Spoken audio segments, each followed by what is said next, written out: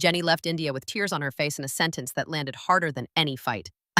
I will never come back. Not someday. Not maybe. Never. This was not a breakup scene. No shouting. No door slammed. This was the sound of someone shutting a door inside herself. And right away, people split. Some saw a woman escaping. Others saw a woman performing. But ask yourself this: did the silence hurt more than anger ever could? Because what you saw on screen looked dramatic. The airport, the crying, the goodbye. But the real snap happened earlier, quietly. This was not one argument, not one insult, not one bad day. This was the end of patience. The end of waiting for a change that never showed up. When Jenny said she was done, she was not punishing anyone. She was choosing an exit because staying had started to erase her. And here is where it gets uncomfortable. When pain lasts long enough, people stop expressing it. They conserve energy. They get calm. They stop explaining. So when the tears finally show up, outsiders get suspicious. Why now? Why like this? Why with cameras around? But that question misses the point. Emotional collapse rarely arrives on a schedule. It shows up when the body runs out of excuses. What made this moment hit so hard was not what was said. It was what was never said. No reassurance, no clear stand, no fight for her to stay. Just space, boss.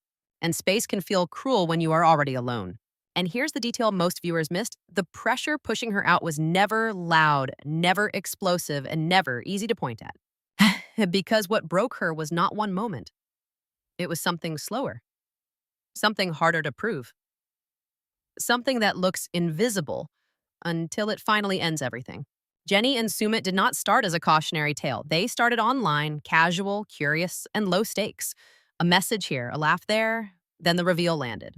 Sumit was married. That truth broke trust early and set the tone. Jenny stayed anyway. Not because the lie felt small, but because hope felt louder. That decision shaped everything after. They met in person, and the gap showed up fast. Age gap, culture gap, life stage gap, none of those had to be fatal on their own. People cross gaps all the time.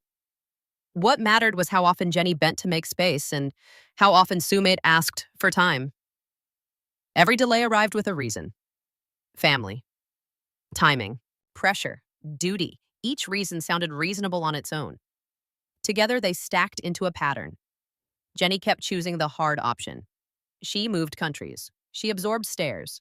She waited through pauses that never had end dates. Sumit kept promising progress. He loved her. He said so on screen. He said so in private. Yet love kept stopping short of action. He froze when decisions demanded a cost. Jenny adapted. Sumit deferred. The show framed them as stubborn romantics fighting tradition.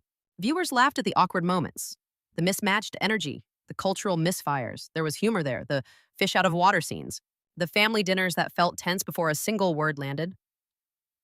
Jenny leaned into patience. Sumit leaned into caution. That balance held longer than most expected. Family resistance never hid. His parents opposed the relationship from day one. Not quietly, not subtly. They voiced disapproval and kept it steady. Jenny absorbed it with a calm face. She told herself love would soften edges. She believed marriage would settle nerves. When they finally married, it felt like a finish line. For Jenny, it marked arrival. For Sumit, it marked a new kind of pressure.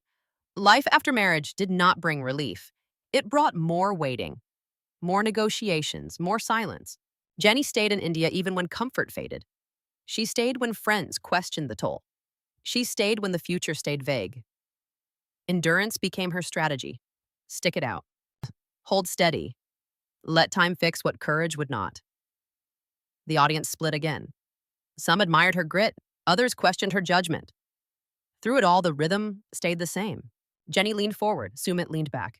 Not out of malice, out of fear. Fear of family backlash, fear of social fallout, fear of losing everything at once. There were lighter moments, trips, jokes, shared routines. Enough joy to convince them both the sacrifice made sense. Those moments mattered. They kept the story human. They also masked the cost. Because endurance works until it starts demanding pieces of you in return. Over time, the delays stopped feeling temporary. Promises sounded recycled. Silence grew heavier than arguments. Jenny did not stop loving him. She stopped trusting the timeline. And when trust in time breaks, patience turns into damage. And this is the part few people clocked at first. The exact moment endurance crossed from strength into self-erosion. What wore her down was not a scene you can clip. No screaming match, no finger pointing, no one storming out. The pressure lived in smaller moments, the kind people excuse because each one feels harmless, being left out of conversations, plans made around her instead of with her, side comments said softly enough to deny later. A room going quiet when she walked in, a question ignored and never answered. This is how harm slips past alarms. Nothing looks extreme, nothing sounds cruel. So everyone tells you to relax, to be patient, to understand the culture, to not take it personally, and you try. You smile, you nod. You tell yourself you are being sensitive. Over time, you stop bringing things up because nothing changes when you do. Silence teaches you faster than words. I think people underestimate how loud non reactions feel when you share something important and get a shrug. When you ask for reassurance and get a pause, when you wait for someone to speak up for you and they look away, each moment alone feels survivable. Together, they form a message. You are tolerated. You are not chosen. Family gatherings became tests of endurance. Not because anyone yelled, because nobody reached for her. She sat through meals feeling invisible, not rejected outright, just not included. And when exclusion repeats, the body reads it as truth, even if the mind keeps arguing back. Sumit did not attack her. He apologized. He expressed love. He said he felt torn. Yet when the moment came to act, he paused. Again and again. Silence filled the gap where protection should have been. Some people call that neutrality. From the inside, it feels like abandonment. When someone you love refuses to take a side, the side they leave you on starts to feel clear. This kind of pressure never announces itself. It hides behind manners, behind duty, behind patience. You begin to shrink your needs so the room feels calmer. You stop asking for clarity. You stop expecting defense. You tell yourself staying quiet keeps peace. The cost shows up later. There is a reason viewers argue about whether this counts as harm. Oh, we are trained to spot explosions, not erosion. We understand anger. We struggle with absence. When someone never raises their voice, we assume they never hurt anyone. But pain does not need volume. It needs repetition. I am not saying every quiet moment was intentional. Some of this came from fear, from habit, from people choosing comfort over confrontation. Intent does not erase impact. When reassurance never arrives, your nervous system fills in the blanks. Jenny stayed because she believed love plus time would solve it. She believed marriage would change dynamics. She believed patience would be rewarded.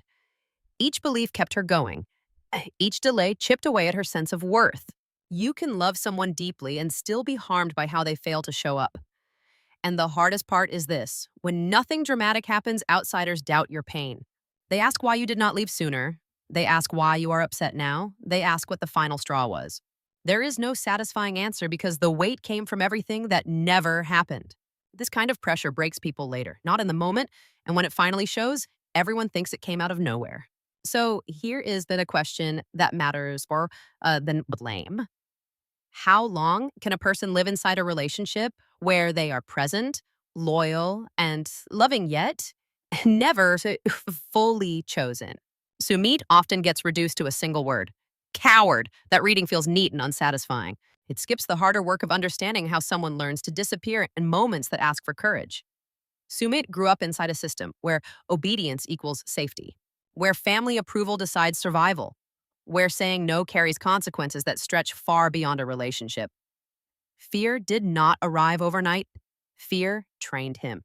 On screen, he spoke softly. He apologized often. He said he loved Jenny. Those statements were sincere. Love lived there.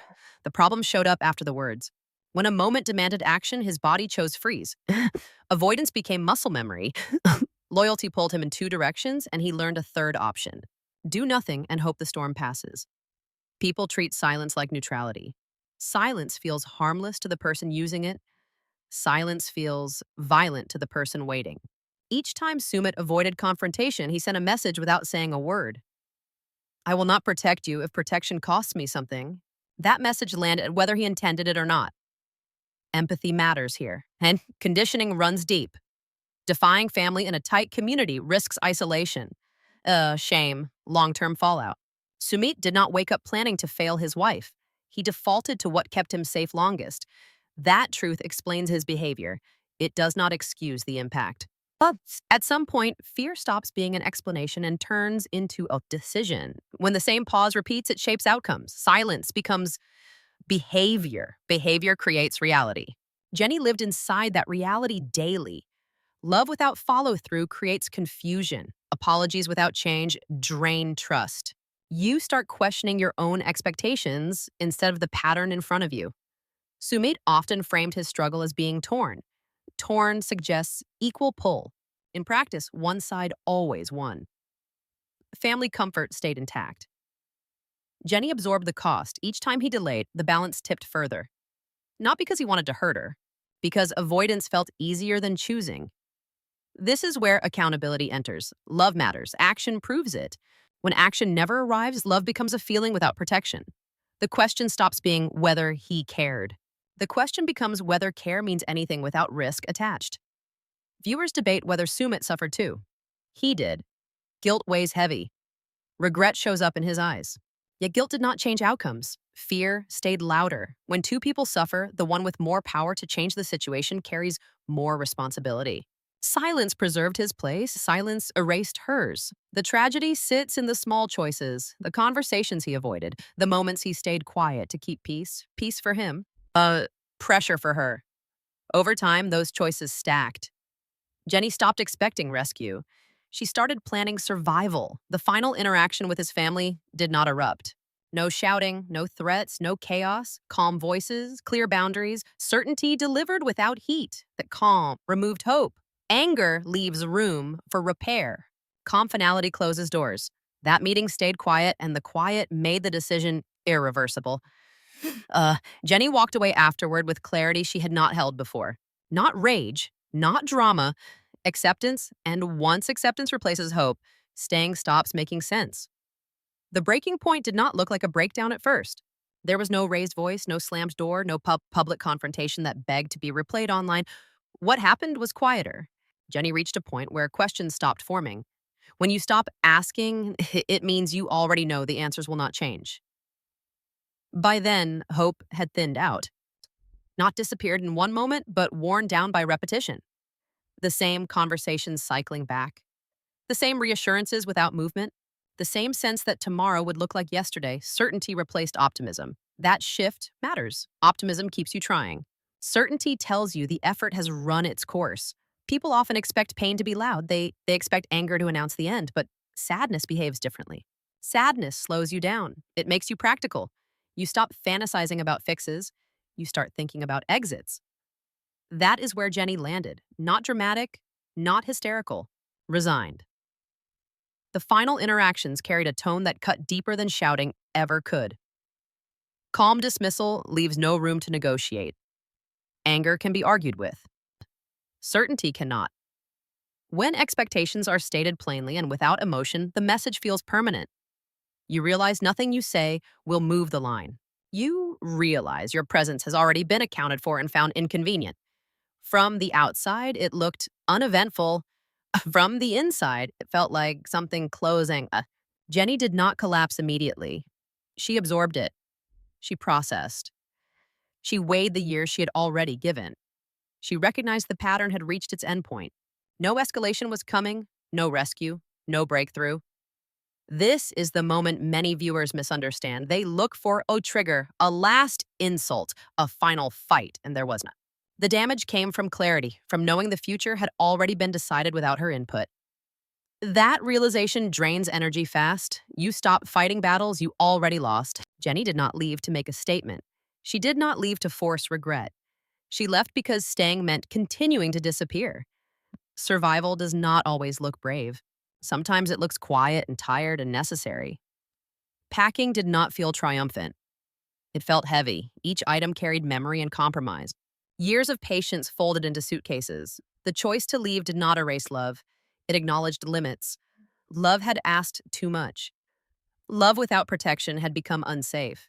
The sadness showed up later, at the airport, in front of cameras, in front of the person she still cared about. That is when emotion finally broke through restraint. People confuse timing with intent. They assume tears equal strategy. They forget how long suppression lasts before release arrives. When you hold yourself together for years, the body waits for a moment of safety to fall apart. Departure provides that moment. Distance allows grief to surface. The tears were not about leaving India alone. They were about accepting that the life she fought for never existed the way she believed.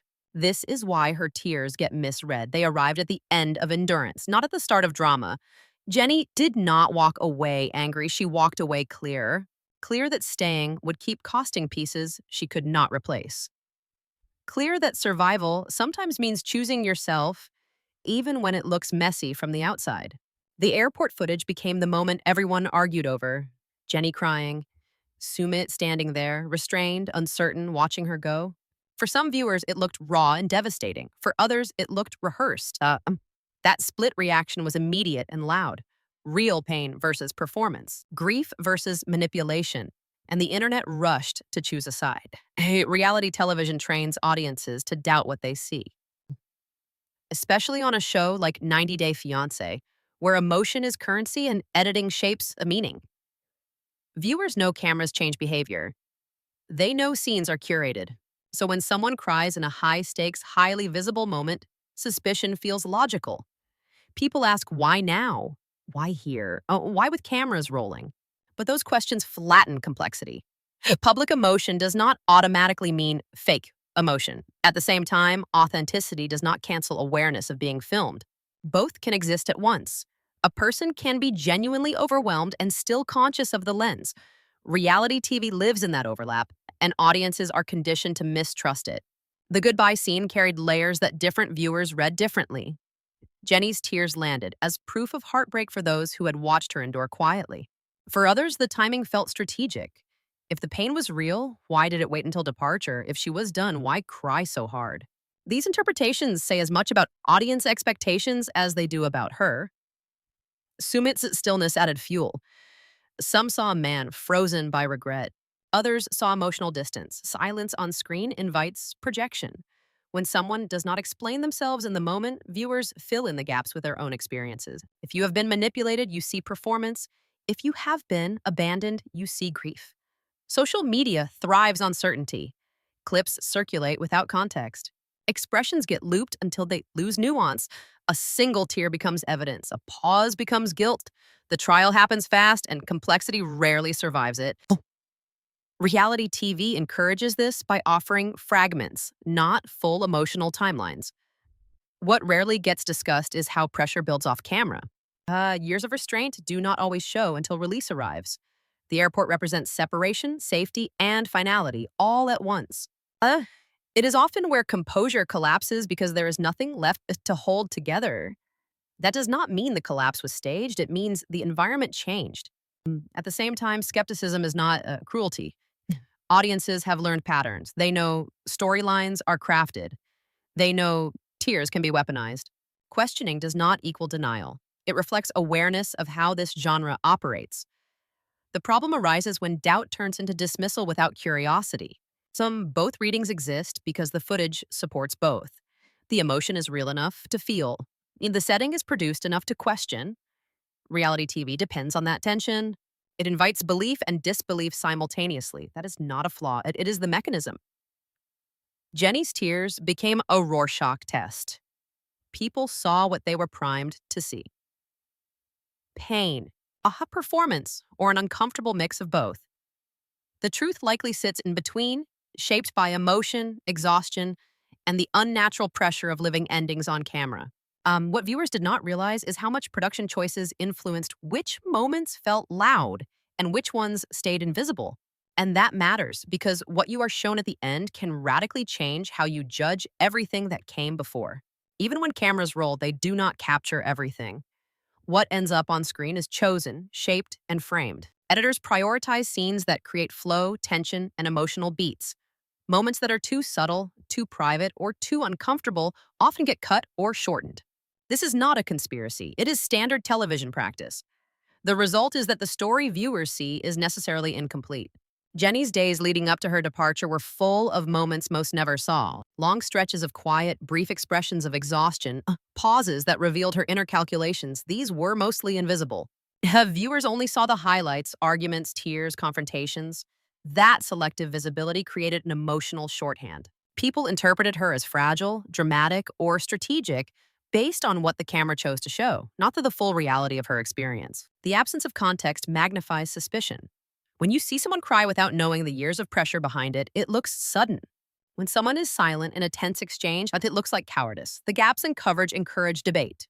Online, viewers filled in missing pieces with assumptions, and the result was a polarized conversation about her authenticity. That polarization was inevitable because reality TV is built to condense complex emotional timelines into digestible clips. Ethical limits also shaped what appeared on screen. Producers are aware when participants are at risk of emotional harm. Scenes that could cross the line, moments of extreme vulnerability or private despair, might be avoided or edited for broadcast. That protective measure creates gaps. It is the reason so much of Jenny's internal struggle felt like it arrived suddenly. The collapse had been building, but cameras softened its progression. The editing also influenced Sumit's presence. Silence, hesitation, or small gestures that reveal fear or conflict were trimmed. Off camera, he may have shown remorse, concern, or indecision that never reached the audience. On screen, he is frozen, creating a stark contrast to Jenny's visible emotional release. That contrast fuels ongoing debate about whether he truly cared or whether culture and conditioning held him back. Audience reaction is predictable when context is missing. People see extremes. They assign motives, and social media amplifies certainty. Criticism and support are both shaped by partial storytelling. It is human nature to fill in the blanks, especially when those blanks involve emotion we understand personally. Ultimately, the central question returns: who benefits from silence? Jenny leaves, but Sumit's silence after her exit continues to carry weight. His decisions, or lack thereof, influence interpretation, legacy, and perception of both his love and his accountability. The moments we didn't see set the stage for how Sumit responded in private, and that response would speak volumes without ever hitting the screen. When Jenny landed back in the United States, it wasn't a scene of celebration. There were no cheers, no triumphant music, no final vindication. Instead, she appeared emotionally flat, drained from years of cumulative pressure. The departure was not revenge, not a performance to shock audiences. It was survival. Friends described her as withdrawn, moving through the motions of daily life, grappling with the sudden absence of everything she had invested in India. The heartbreak was quiet, but deep, and it lingered long after the plane touched down. Meanwhile, Sumit remained in India. Life around him continued with a careful rhythm. Family routines resumed, meals were shared, chores completed, but a subtle tension persisted. People around him noticed a change in tone. He was subdued, cautious, and emotionally constrained. The interactions that once carried the weight of hope or anticipation of drama now felt neutral, almost rehearsed. Communication between Jenny and Sumit gradually faded.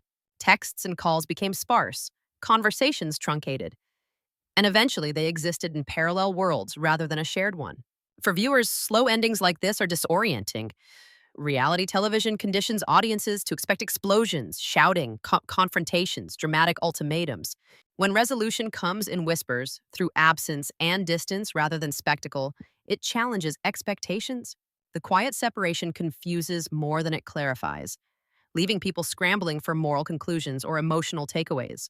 Was Jenny weak or finally empowered? Was Sumit a coward or trapped by circumstance? The answers are not dramatic. They are subtle, and subtle stories rarely satisfy instant gratification. This slow fade also reframes the entire narrative. The absence of explosive conflict forces a focus on consequences rather than actions. We notice what is left behind: years of emotional labor, the strain of endurance, the cost of silence. Jenny's tears on the plane were only a glimpse. The real aftermath unfolded in the mundane, emotionally taxing days after cameras stopped rolling. Fans have been scrutinizing Sumit's social media since her return. Posts of casual outings, small smiles, and cryptic captions suggest something more than casual life snapshots. There's a subtext, hints of reflection, or perhaps unresolved regret. His public presence is a measured performance, a window into what he allows the world to see, not the full emotional truth behind his choices. Distance became the defining mark of their relationship.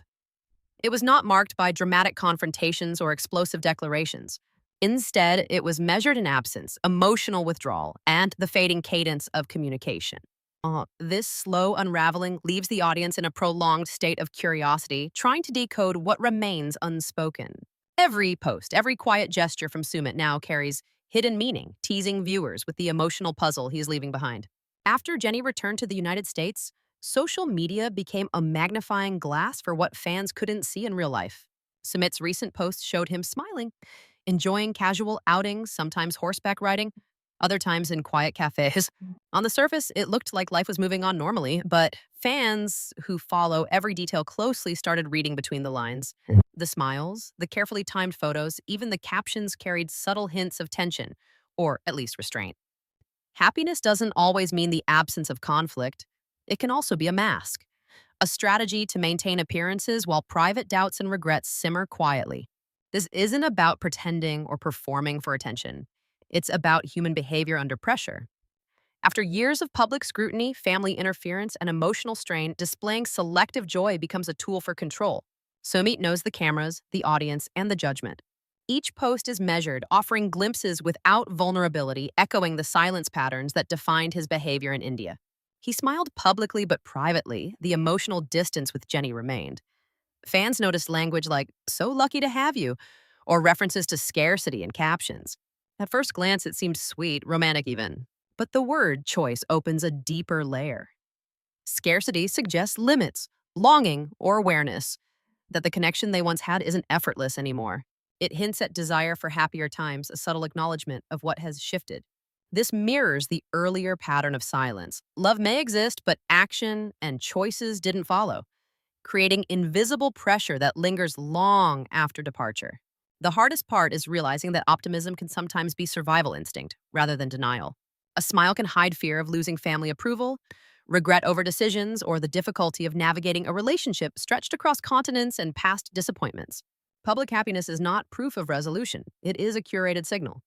For viewers, this is a sharp reversal. Just as Jenny's departure was quiet and understated, Sumit's public displays of contentment are equally misleading. They invite speculation, but they are not evidence of clarity or closure. Sometimes what looks like peace is fear. Sometimes what looks like joy is the mask people wear when they cannot act. The hardest truth of this story is that smiling in public does not erase the private fractures that built over years. At first glance, this story looks like a simple breakup or cross-cultural clash, but that is only the surface. What happened between Jenny and Sumit is a lesson in imbalance, in how relationships can quietly turn one-sided without explosive fights or dramatic betrayals. One person gives up everything, country, stability, personal routines, even parts of their identity, while the other offers assurances that sound meaningful but require little risk. Over time, that imbalance accumulates. The sacrifices feel heavier, the reassurances thinner, and the quiet gaps widen until one side reaches a point of no return. Jenny's tears, both on camera and off, become a focal point for this tension. Some viewers see raw pain, a woman finally breaking under relentless pressure. Others interpret strategy, a calculated display meant to shape perception. Both readings exist because the story itself is built on ambiguity. The cameras only show fragments. The audience naturally fills the gaps, projecting their own judgments about fairness, resilience, and character. Arguments in comment sections explode not because of what was said, but because no one can see the full interior world of someone under years of subtle, sustained stress. It is easy to criticize. It is harder to grasp the quiet, relentless nature of endurance that finally snaps. Sacrifice is not dramatic, it is cumulative. Living under emotional marginalization, even with love present, creates fractures that cannot always be measured or photographed. Jenny's decision to leave India wasn't sudden or theatrical. It was the logical endpoint of countless small moments where she was unseen and unheard or deprioritized. Meanwhile, Sumit remained a good partner in intention, but passive in action, his love evident, but trapped behind fear and social conditioning. The story's tension comes not from villains or heroes, but from the imbalance itself. One person bears all the emotional cost. One carries the visible labor. One quietly lets the other lead without intervention, without confrontation. That is why audiences cannot agree on Jenny's tears. They are both authentic and a symbol of systemic strain, a mirror of silent imbalance that resonates with anyone who has felt unseen in a relationship. This is not a tale of winning or losing. It is a tale of endurance tested, limits reached, and clarity gained. Jenny left not to punish or shame, but because she recognized the cost of staying outweighed the risk of leaving. Sumit stayed not from malice, but from fear, habit, and the quiet pull of obligations he could not escape. Together, they illustrate how silence, inaction, and uneven sacrifice can destroy what love alone cannot sustain. Next time, we will explore another reality TV story where silence, not words, reshaped a relationship and left everyone questioning what was real. When Jenny stepped onto that plane, the cameras captured her tears, her clutching at hope that had already dissolved. But what the footage cannot fully convey is the clarity behind her words. Saying she would never return to India was not a threat. It was a boundary. The final assertion of self-preservation after years of being deprioritized, ignored, and emotionally minimized. She wasn't acting out. She was drawing a line, telling herself first and foremost that her life mattered outside of the shadows of expectations, cultural pressures, and family hierarchies that had slowly chipped away at her sense of belonging. Sumit's silence in that moment is equally telling. On screen, it looks like indecision or detachment. Off screen, according to insiders, it was a continuation of a pattern that had defined their relationship for years. He was present, but inactive. He did not argue. He did not escalate. He did not intervene. Silence, in his case, was a learned behavior, a product of fear, loyalty, and conditioning. The emotional weight of that passivity cannot be understated. It allowed Jenny to recognize with perfect clarity that her endurance had limits. That love without action, no matter how sincere, can eventually be outweighed by the absence of support when it matters most. This moment, calm yet devastating, Kapuais underscores the core of their story. There is no villain crowned, no dramatic betrayal ally highlighted. Instead, there is a quiet truth that often goes unnoticed that love alone cannot carry a relationship if one partner consistently risks nothing while the other bears the cost of sacrifice. Jenny left not in anger, but in recognition that survival sometimes requires stepping away before hope becomes compulsion. The narrative doesn't close neatly. It leaves viewers wrestling with the ambiguity of human behavior, the consequences of unspoken rules, and the slow erosion that can occur when boundaries are ignored for too long. Sumit remains in India, still navigating the tension between family, culture, and the love he feels but cannot fully act on. Jenny's absence is a presence itself, a reminder that choices speak louder than words and that quiet inaction can carry consequences far heavier than confrontation. Next, we will examine another 90-day fiancé couple where silence, not shouting, determines the fate of love and see just how far an action can push a relationship before it. Bomb breaks.